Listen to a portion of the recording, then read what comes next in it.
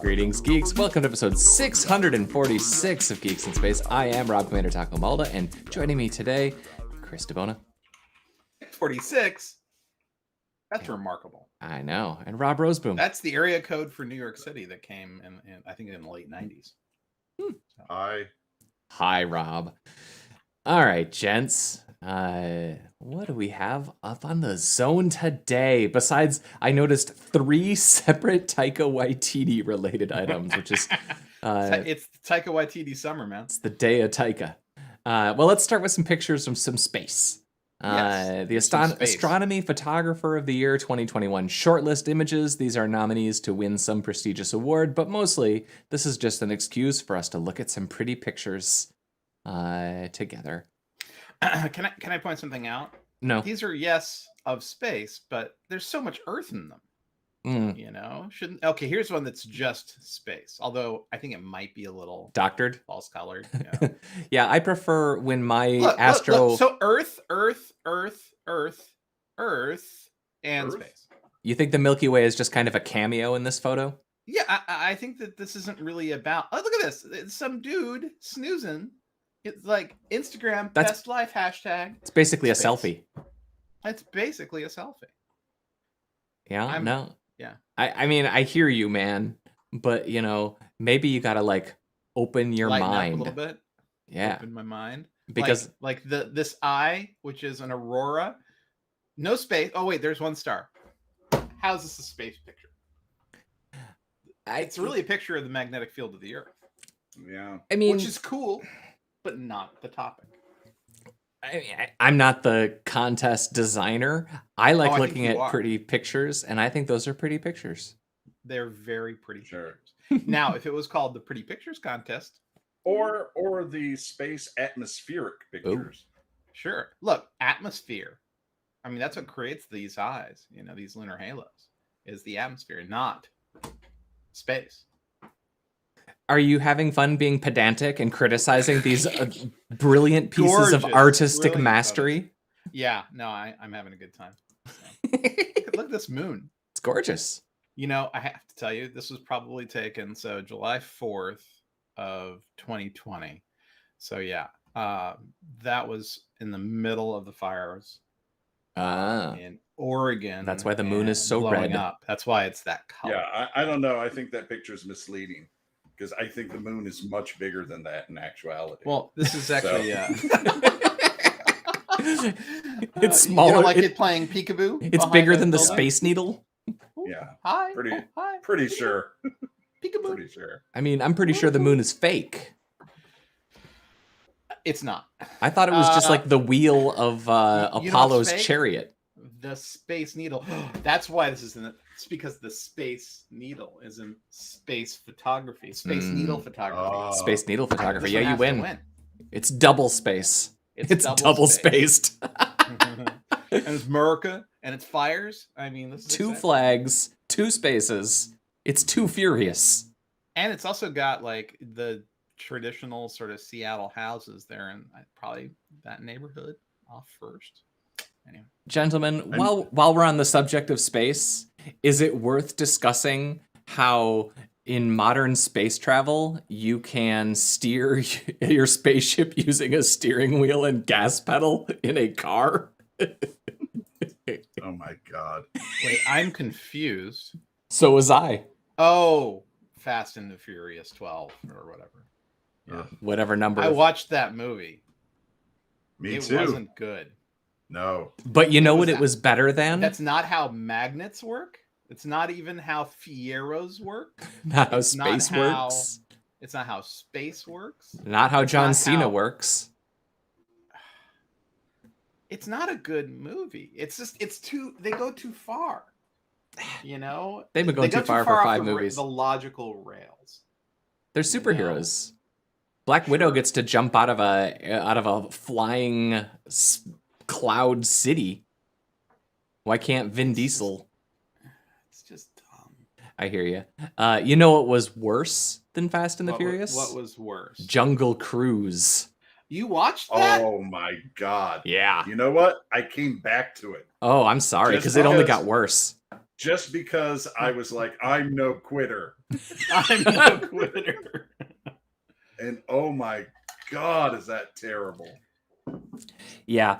That, like, I've seen some clunkers lately, especially given that I've watched like 50 horror movies in the last 3 months. And yeah, that movie's so okay. It's somebody took The Mummy and Pirates of the Caribbean and said, let's shake them up and put The Rock and Emily Blunt in it. And I tell you, man, I love The Rock and I love Emily Blunt, and that movie was garbage. Yeah, it was like, you know, I'm not a huge fan of Pirates of the Caribbean, to tell you the truth. It's too slapsticky for me. Sure. The first one was just okay. The rest of them are just intolerably. The very first one, when he goes into port and he steps off the top of his mast, I love that scene. That's a great scene. Peak depth. It's legit. It's perfect. It peaked. And then everything else gets worse. Yeah. And this movie is like someone watched that and took everything charming or exciting out of that movie. Yep. And then took what was left and put The Rock in it instead. Which should be a fine thing, right? The Rock, it's The Rock is fun. Emily Blunt, The Rock, they're fine actors. The problem isn't the actors. No, it's just the script is garbage. It's just they put everything in a bucket and they shook it up and said, and pirates. And it's like, yeah, it's not good. Yeah, it is so ridiculous. I'll tell you the point, and I'm just going to spoil it because I don't care. So Oh my gosh. sorry, Amblue. Was it based on a ride from Disney? Is No. that what you're gonna tell when us? they reveal that The Rock is like 500 years old, yes, I was just like, I was You didn't mad. watch it that far? The Rock is one of the conquistadors too. Are you kidding me? No, he's an immortal. Yeah, so it really is exactly the same as Pirates of the Caribbean. They decided to bring all the racist stuff back at the end and to see if anyone lasted that long. It's like, Yeah, wow, that's bad. It was garbage. Terrible. It was a hot mess. Okay. I just wanted to point out this story about SpaceX, which So I think I gotta say, is it was pretty impressive. which is extraordinary. In 24 hours, they installed 29 Raptor engines and like the last segment on the new Starship. Like I haven't been that productive in 24 hours ever. Is that a dog scratching your desk, Robert? No, she's actually scratching the carpet next to me so that it will be softer.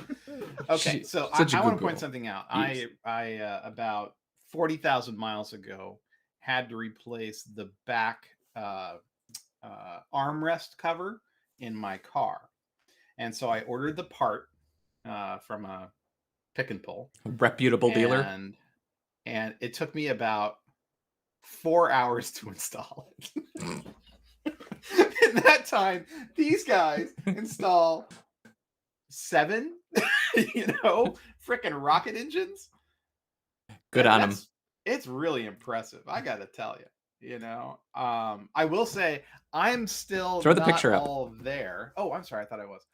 I'm still not all there that this rocket's going to work, because one of the things we know about the Russian space program is when they went from like 7 rocket engines in a single can to whatever it was for their Buran shuttle booster, it was just like, and it blew up. Oh, it's uncontrollable. Oh, it blew up. And I'm like, I'm not sure 29 engines That's can a lot. be controlled. I mean, it's a lot of power. But they test fire all of those things at their test facility, right? Sure. And they've been shooting off these same engines are the ones that are powering the upper stage. I know, it's just, it'll be a hell of an achievement if this comes off, I guess is what I'm saying. I don't know if you read the article, but there was a whole thing about permitting in Boca Chica. Yeah. So like they're building this rocket, they've got it ready to go, and wait. Yeah. For the permit. It is that, like, there are so many things about SpaceX that are fun. But they got nerve. But not the least of which is the fact that they are going so fast that they're pushing the bureaucracy, which is not designed for commercial enterprise that operates at this speed. Can we just agree that Gwynne Shotwell is the fucking goat in this discussion? She is so good at running that freaking company. Elon Musk, great, whatever. Him hiring her. Elon Musk is good at Twitter. Elon Musk, honestly, he's good at something, and it was hiring Gwyneth, because this woman is the reason. I mean, she's in charge of SpaceX. She is the reason all this stuff is coming off. And I bet you she has a terrific relationship with Thomas Zurbuchen, and is going to get that permit done. Like the second they finish the 33rd rocket fitment, then I bet you Thomas will be right there, Book Chica, saying, "Here you go, Gwen." I think the plan is that they're going to launch this one with only 29. And I don't know what you got to do before you get to fire this off, but I get the impression that they're kind of mostly ready. Well, I think this is also an exercise of federal power, right? So Texas is nice, but there are certain things states don't get to say no to. Things like telecommunications infrastructure, frankly, pipelines. There's certain national projects that states simply don't get to decide. So it really comes down to probably your old friend from the University of Michigan pushing the paperwork through. And then the real question is, does the EPA have any say? Because they haven't finished their environmental impact review on using Boca Chica for launches, right? I mean, because we know that there's wildlife, because there was that Instagrammer who had gotten past the fence, and so, you could blow up an Instagrammer, that would be super tragic. That would be super tragic. But I don't think that Instagrammers are a protected species. No, and we have a lot of them. Yeah, it seems like there's a surplus, really. So, yes. And we keep making more for some reason. Well, as people reach majority and decide they want to have people look at their bottoms on Instagram, it seems like we have more Instagrammers, right? That's right. Maybe like a little branch of TikTokers start showing up. Sure. Like small. They can have the Falcons, and then the Instagrammers get the super heavies. Super heavies. I don't know. I mean, there's some pretty popular TikTokers who probably rise to the super heavy level. Yeah, but they're not quite there yet, right? Like just like in the eyes of the mainstream. Taking a step back to science fiction, in another life, they had like a TikToker / Instagrammer as one of the crew members to social media the mission, and that's when I shut off the show. I was just like, done. I can't. I'm done. Done. So. Well, that is this story is the one that YouTube has decided now that a third of my YouTube page is just going to be various people pointing cameras at SpaceX rockets. Yeah. So, but I click on all of them, and this is the story I'm excited about right now.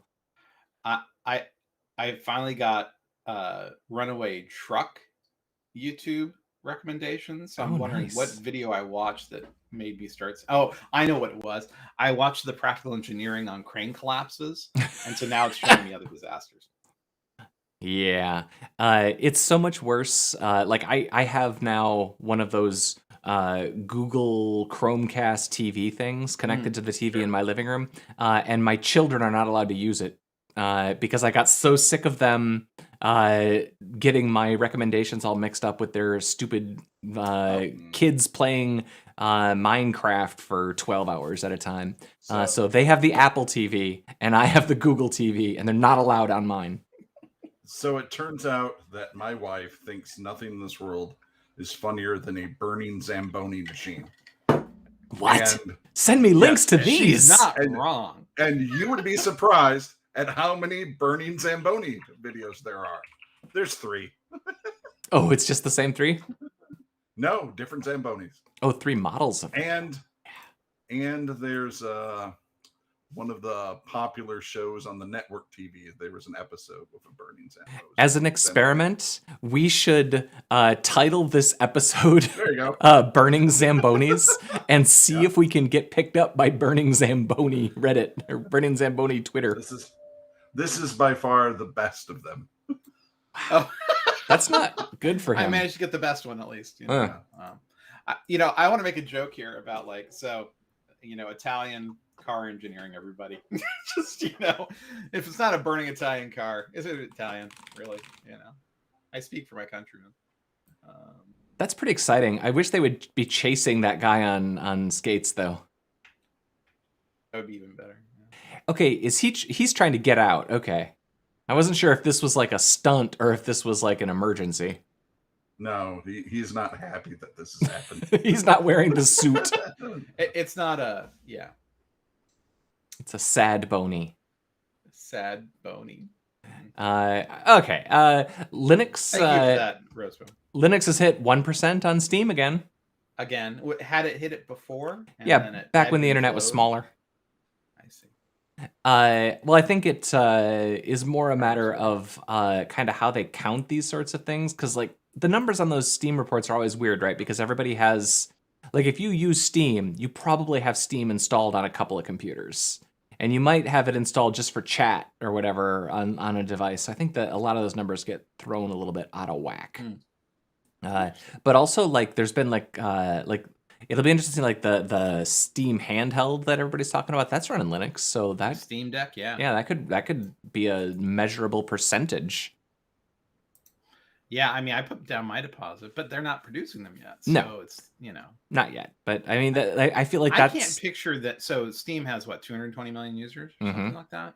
It's like, so where are the 2.2 million Linux users? And then I start thinking, places that install Steam that are, is it intentional on the part of the user or is it unintentional? Well, they're not reporting playtime minutes, I think, is the key thing that you're not seeing. Oh, so maybe they have, 400,000 Steam decks that are burning in right now.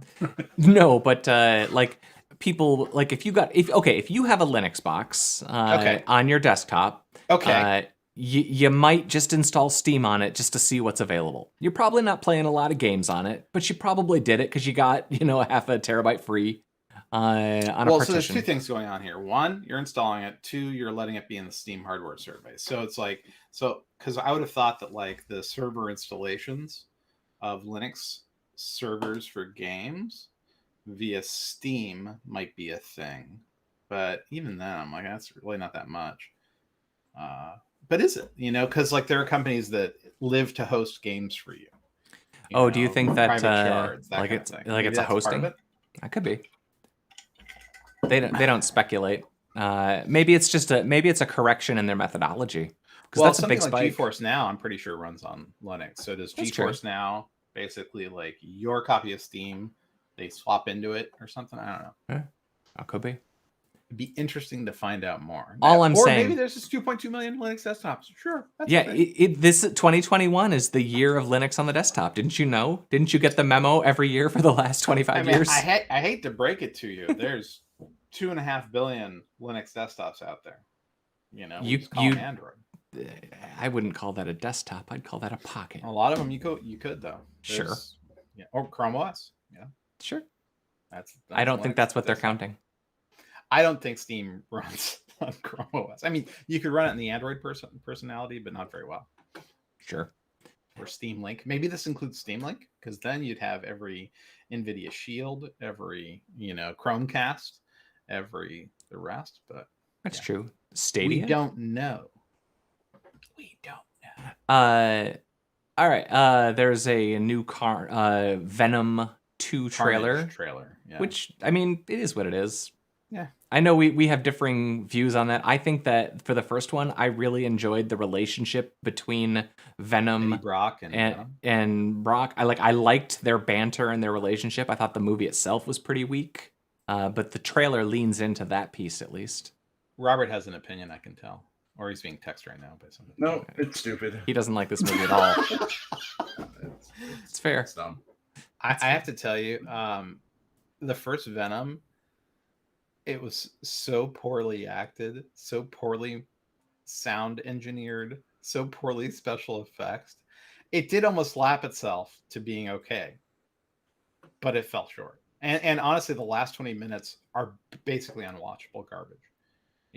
From every angle, whether it's the story, the dialogue, the acting, the special effects, the lighting is atrocious. And I don't have the best eyes as I age, but I had to squint and up the brightness to even make out what the hell was going on. You know what killed me? Last night I watched The Witch, which is a fantastic movie. The Anne Hathaway one? No, 2015. No. It's got the Queen's Gambit gal in it.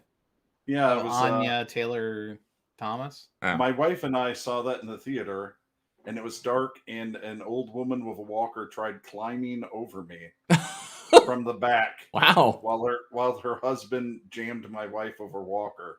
It was very interesting. Wow. Weird. So was there a fight? Were hands thrown? No. I just said, I'm indeed real to her because she had a handful of my hair.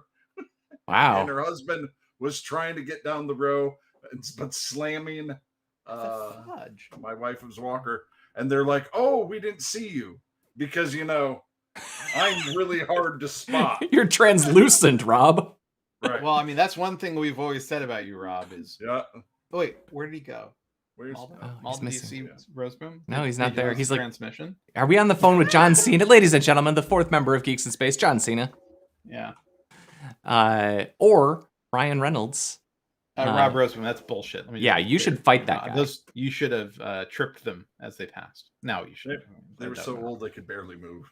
Yeah, I mean, that's the thing. So the question then becomes, what is the solace that one finds in a movie theater if you can see nothing and understand nothing about the world around you? Well, that was my problem with The Witch, is that's a dark movie. I mean, not like just dark, in theme, like not light, not just the theme, but like there's a thing. Solo had the same problem too. Like there's a style of cinematography where it's just like, let's make sure that the brightest thing that you see through 90% of the movie is like only 50% of the total brightness of your device, and so I can't see because my eyes suck.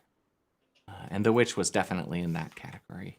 But in Venom, the problem had more to do, I think, with the contrast, because in Venom there's plenty of bright spots, but they're sharp in contrast to blackness, and that's hard. Even the trailer is pretty dim, even in the bright spots. Yeah, it's like they. That's a donkey right there.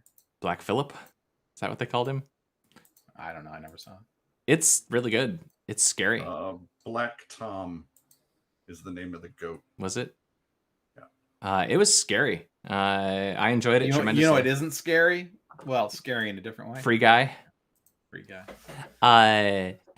This is a funny trailer. I do like the gag 2/3 of the way through it. He's like, I got all these muscles and now I don't fit in the Deadpool costume anymore.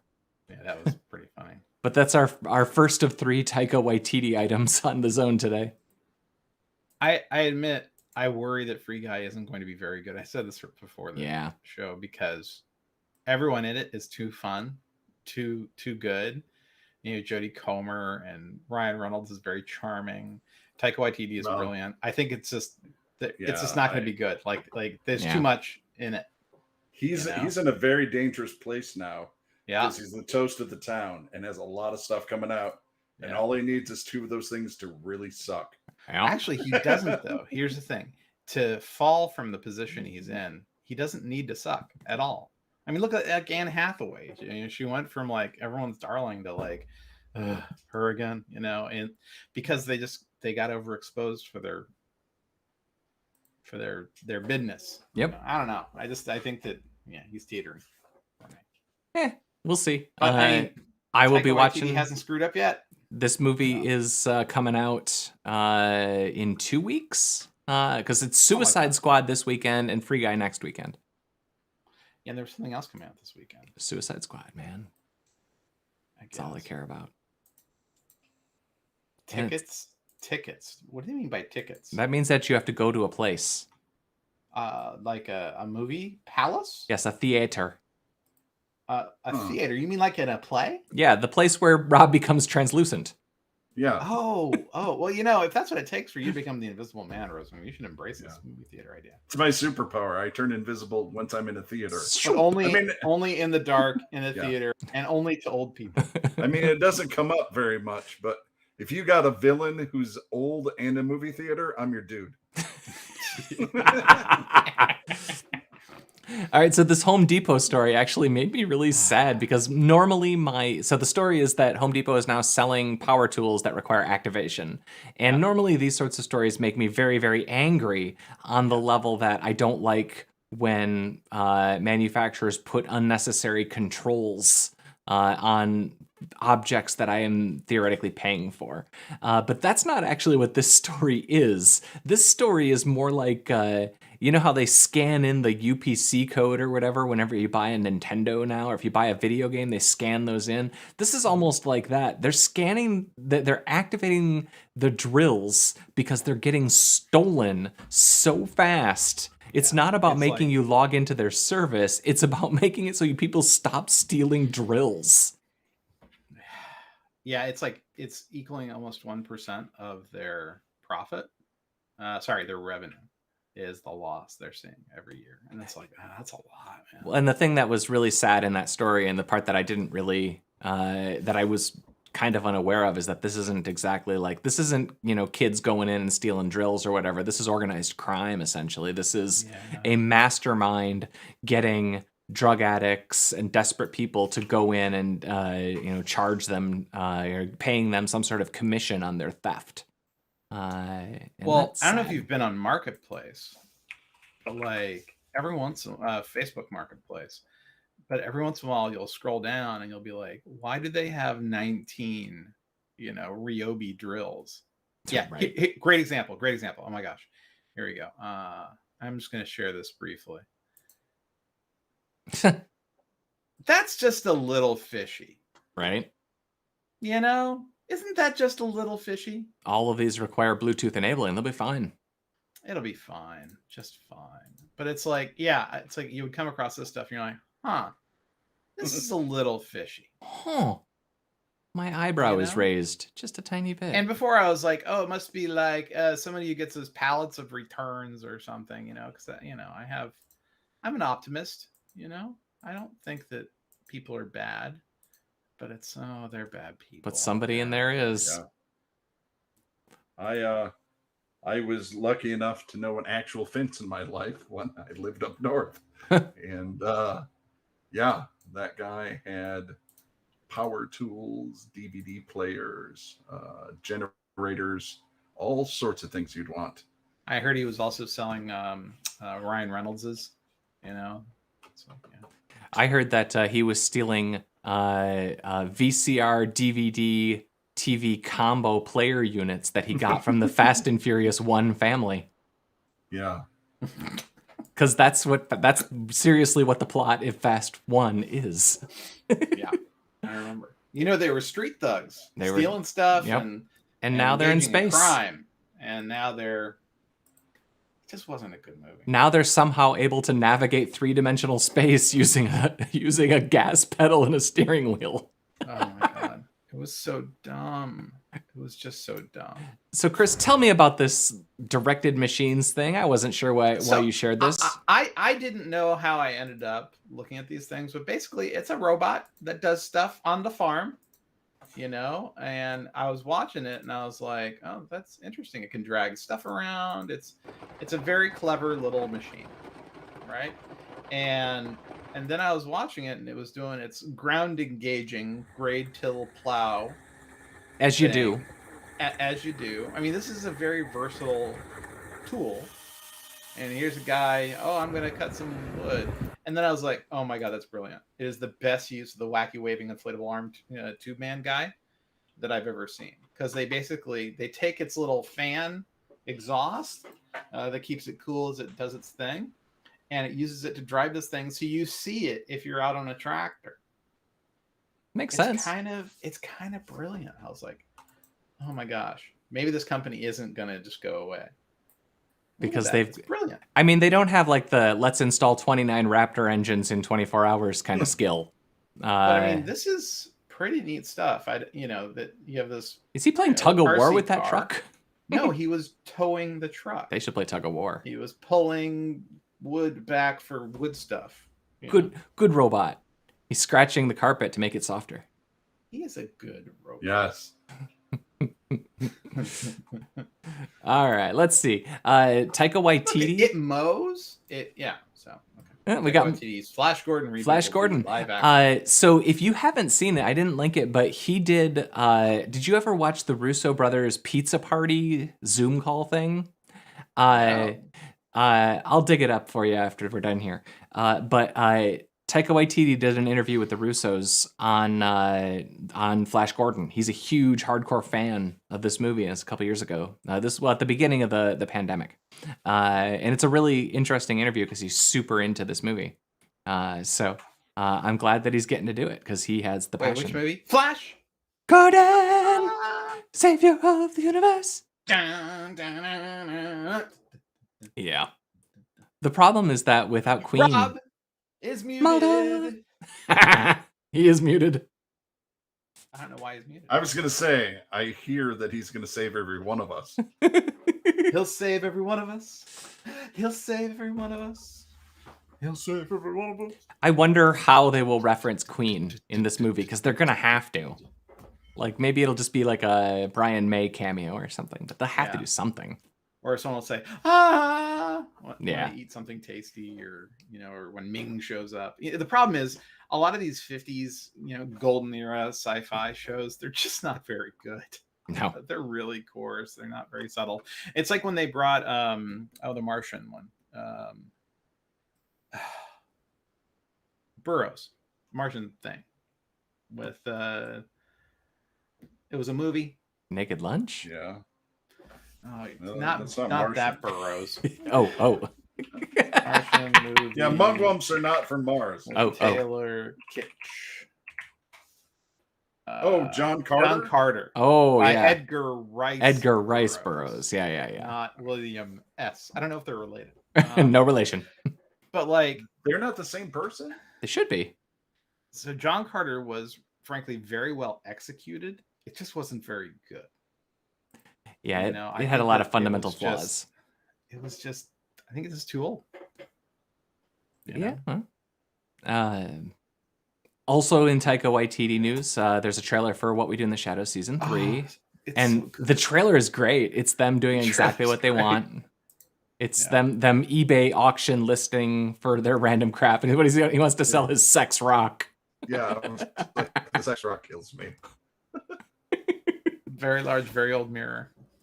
Yep. And then there's the energy vampire. It's so good. Yeah. That show is just my favorite. Collecting evil. Do not use for liquids. It's an evil bucket. I still have only 2 episodes through Wellington Paranormal. It's just not as good as this, but it's funny. But it's just not as good as this. It's okay. I would say it's just okay.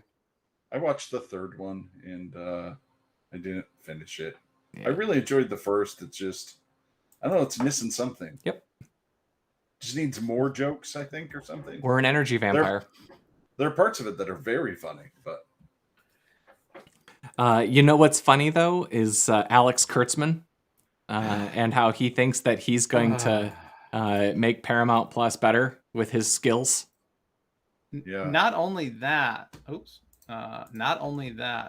they're paying him. Oh God, yeah. $160 million to stick around and poop all over Star Trek for 5 years. He's our future. Well, he's the future of Paramount Plus. So, and what a bright future it will be. Yeah. Go through that guy's IMDb and talk about getting lucky. Man, I look at him, I think, man, if I could fail up like this guy. Yep. Because, dream. His skills include writing the Transformers movies. And let me tell you, when I Not the good one. When I think of, a well-written movie, I certainly think of the Transformers. The recent Mummy movie. Someone wrote the Transformers movies? Yeah. Well, the director, because when I first read this, I didn't see 2017. I was like, well, the Mummy was all right. Maybe he came from a genuinely good, 2017? Oh, no. Yeah. I am disappointed that didn't work out. I would have loved for them to open up the classic horror universe because I love horror movies. Yeah. But who can't do it physically, mentally, directorially? Alex Kurtzman. He can't revive it. Like if you gave him Godzilla, he would make Godzilla somehow like 6 feet tall and unable to actually kill anything. He would be stomping nothing. He would give him the superpower of invisibility in movie theaters. Yeah. Thanks, Alex. That's what I wanted. Oh. Because you know what I want in my Star Trek show is for everybody to hate everybody else. Well, yeah, I mean, man, it's like I want Strange New Worlds to be good, But you know, I'm willing to give that one a shot. I hope it's going to be great. I'll give them all a shot. I've still seen every single minute of Star Trek material ever broadcast. I mean, really, you know? Yeah, pretty much. Maybe that's what they're counting on. They're like, listen, we could hire anybody and you dumb nerds are going to watch the crap. Yeah, maybe it don't matter. They should have just hired anybody. That's right. They should have walked out the lot, found someone walking a dog. In that, right? Yeah. And just said, hey, how are you with, here, say some following words. Well, I mean, that's definitely what happened with the last Star Wars movie, right? It's like, you guys are going to watch it anyway. Doesn't matter. How do you screw up Idris Elba? You know? How do you screw up Idris Elba?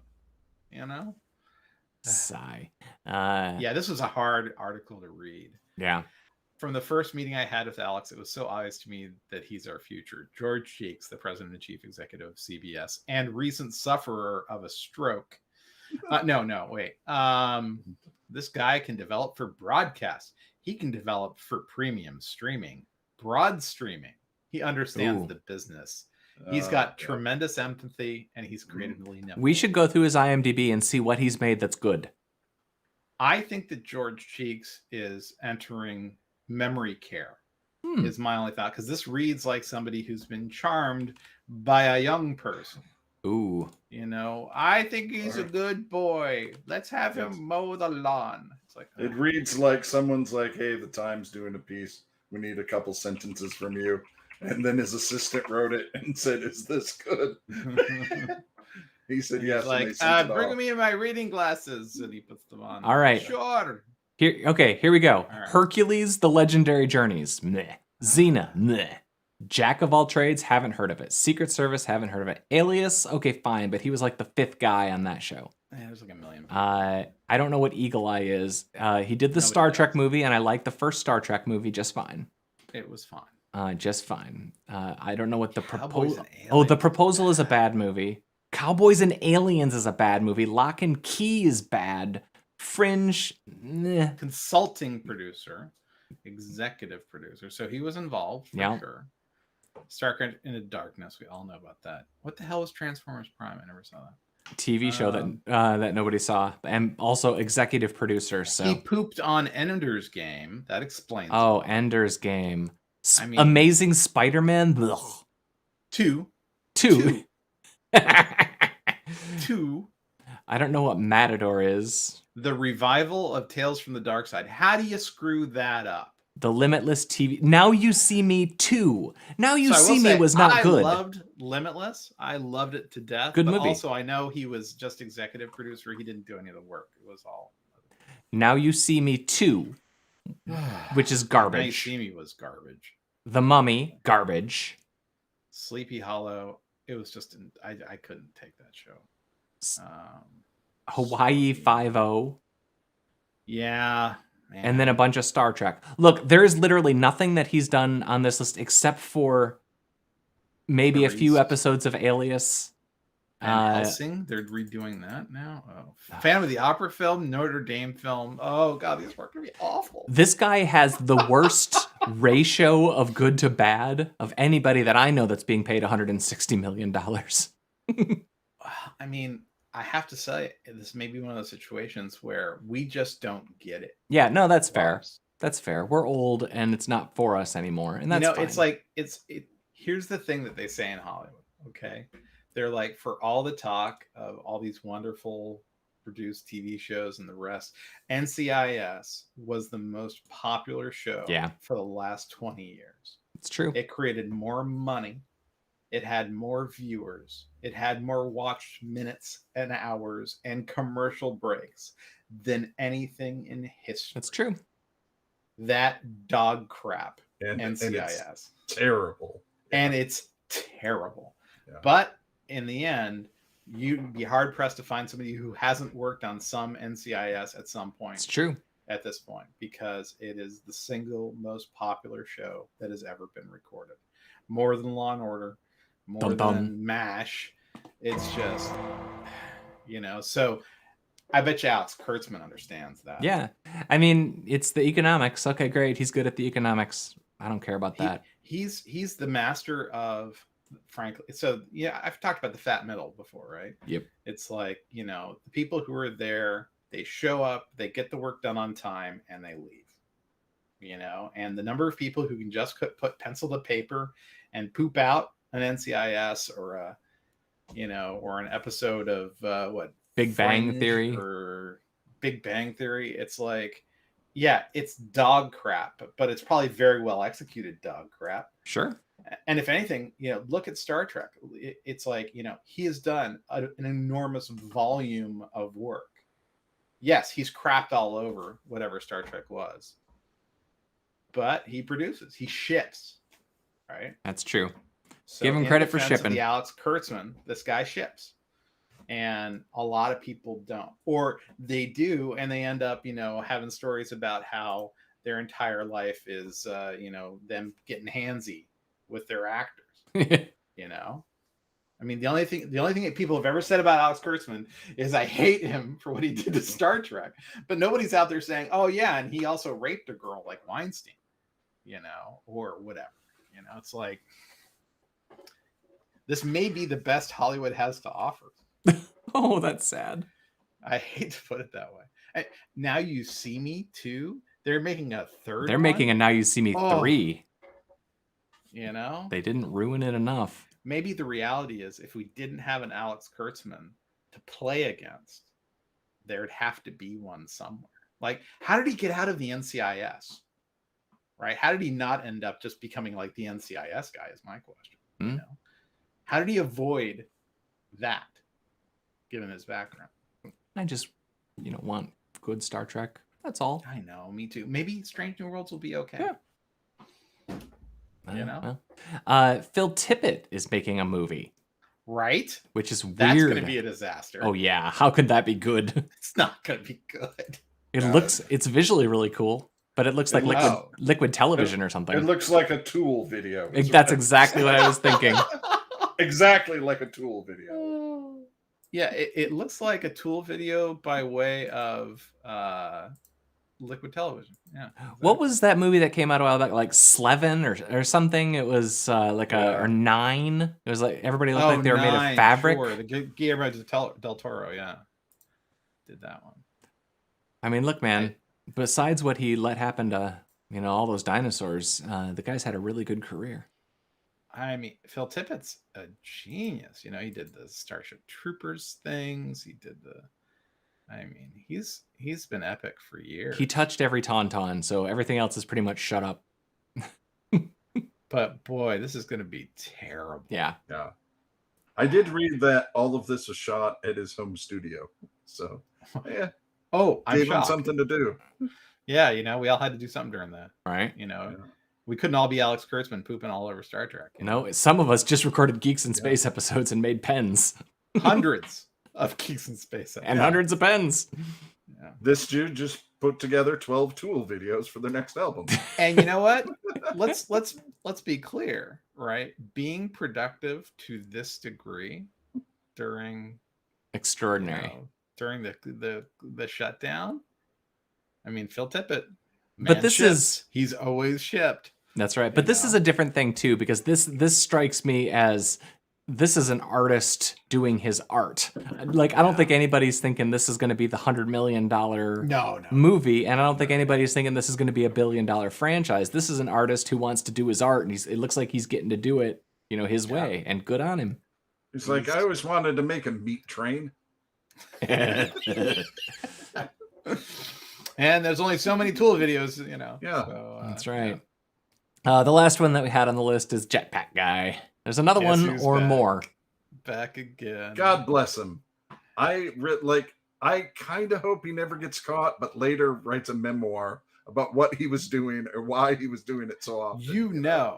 If this is a person and not some drone hopped up into the shape of a dude, he's got a GoPro on him. There is no chance. If this is a person, there's a GoPro. Even if there's not a person, there's a GoPro. Yeah, even if there's not a person, there's a GoPro, right? So this guy's gonna write a book, or he's gonna sell the rights to a documentary, or maybe a behind-the-scenes movie or something. If I were him, I would call Netflix right now. they would absolutely give this dude a development deal. For sure. Yeah, they'd come up with a really cool name for it, like Ephemer Mist Man or something. I don't know. We got a special show tonight with Sybil the Soothsayer and the Jetpack Guy doing a new segment. Alex Kurtzman producing the Jetpack Guy show, where they fly up in the air and try to bang into jets. For Paramount Plus. It's called Blast Off. On Blumper. Yeah. Get to Blumpify.com. Yep. Blumpify Plus. That's right. Oh, all right, goodness. Well, gentlemen. And then, yeah, I was just thinking all the, like all the trouble he could get into because he'd have to wear his jetpack all the time. So they'd have to give him weird outfits to wear at work so people didn't know he had the jetpack on. Right. Even the Rocketeer. The Rocketeer had the decency to take off the rocket. So the whole show is about him trying to live life with a jetpack on without people noticing. So that's like the Taika Waititi approach, right? Like this could be the fourth Taika Waititi joint. All these awkward scenes where they're trying to like clap him on the back. Good job, like Fred. Why are you sound hollow? He's going speed dating with his jetpack on. And, She's like, "Are you a hunchback?" Sideways on the chair, and he's like, "No reason." Like no one can see it but us. Oh, right. That's like people like they pat him on the back and they go, "Wow. You've been working out there, Bob." Yeah, I was a bell ringer for 4 years in college. Wow, you really just sit in the back seat of your car? Why don't you have a front seat? How did you get here so quickly? Like the rest of us took the train, and we just got here, and you're waiting for us, Fred. Never mind. Oh, I caught an earlier train. Smells like rocket fuel. Why does it smell like machine oil and hydrogen? It's Axe body spray. Shut up. Yeah, he's just a guy who lives in a commune, makes wind chimes all day, but secretly is Jetpack Guy. Jetpack Man. Yeah. It's glorious. All right, folks. Let's go have a rest of our day. Goodbye, Rob Roseboom. Crime in Los Angeles. Goodbye, everyone. Chris DeBona. Jetpack Man. Jetpack Man. I'm Rob Jetpack Man Malta, and I'll see you Wednesday. We're watching Fido. That's right. Bye.